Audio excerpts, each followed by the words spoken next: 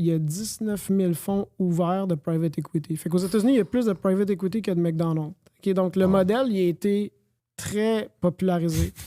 Après, pour le fonds, il faut trouver des business. Puis le nombre d'entreprises à vendre n'a pas... il y a du repreneur de plus en plus qui se passe, mais je veux dire, l'écosystème n'a pas une croissance organique des cibles potentielles comme les levées de capitaux.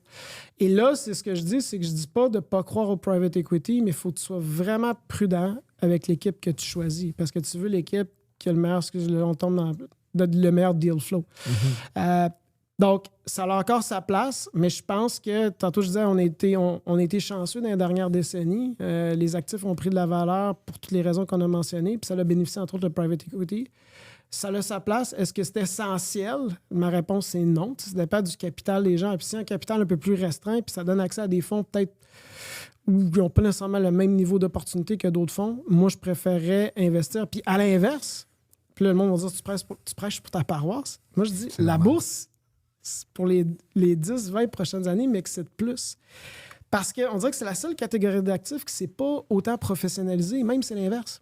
Tu sais, tu regardes l'investissement dans les entreprises privées, là, il y a 20 ans, aujourd'hui, c'est bien plus complexe, puis les investisseurs sont bien plus sophistiqués. Mais moi, quand j'ai vendu, c'était des requins. Là. Un private equity, là. Ouais.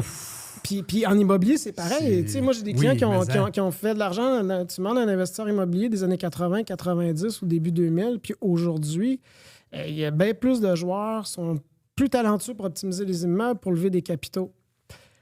Le discours en bourse, ça a été l'indiciel.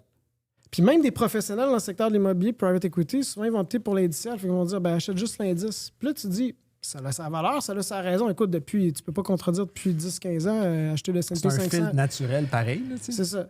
Mais, tu dis, la gestion active, la sélection de titres individuels, surtout au Canada, il y a de plus en plus de sociétés publiques qui se transigent à des escomptes par rapport à des deals qui sont dans le monde privé.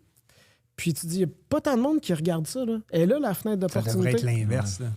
Ça devrait exactement. Normalement, les multiples sont... Moi, quand j'ai vendu à peu près un multiple de 5 fois le BAYA, le lendemain, ça valait 10 fois le BAYA. Oui, l'arbitrage. Ils ont doublé overnight. Ah, je joue pas à bonne game. J'appelle ça des frais de scolarité.